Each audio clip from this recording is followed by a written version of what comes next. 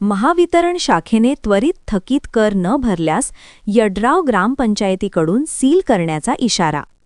यड्राव येथील पार्वती औद्योगिक वसाहतमधील महाराष्ट्र राज्य विद्युत मंडळ शाखा यड्राव यांचेकडून ग्रामपंचायतीचा थकीत कर भरण्यासाठी वारंवार लेखी मागणी करून देखील महावितरण शाखेने थकीत कर भरला नसल्याने शाखा अभियंता यांना ग्रामपंचायतीने त्वरित थकीत कर भरणा करावा, अन्यथा महावितरण शाखेला सील करण्याचा नोटिसीद्वारे इशारा देण्यात आला आहे.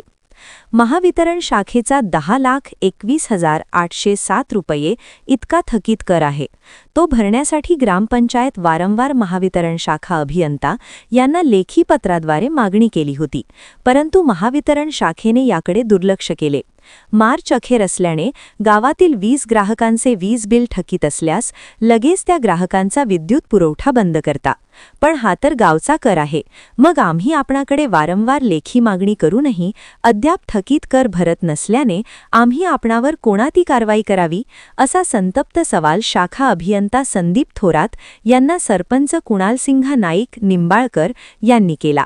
यावर शाखा अभियंता संदीप थोरात यांनी नोटीस घेऊन आम्ही आमच्या वरिष्ठांना कळवितो असे सांगून सर्व सहकार्यांसह कर्मचारी यांना घेऊन बाहेर आले. त्यामुळे एकच गोंधळ उडाला. ग्रामपंचायतीकडून महावितरण शाखेच्या दोन्ही कार्यालयासमोर थकीत कर त्वरित भरावा, अन्यथा सील करण्याचा इशाराची नोटीस चिकटविण्यात आली. यावेळी सरपंच कुणालसिंह नाईक निंबाळकर, ग्राप सदस्य रंगराव कांबळे, ग्रामविकास अधिकारी उमेश रेळेकर, ग्राप कर्मचारी, महावितरण शाखेचे पदाधिकारी व कर्मचारी उपस्थित होते. अशा बातम्या पाहण्यासाठी लोकहिरा न्यूज चॅनलला सबस्क्राईब करा, लाईक करा, शेअर करा. तसेच www.lokhirannews.com ला भेट द्या. धन्यवाद.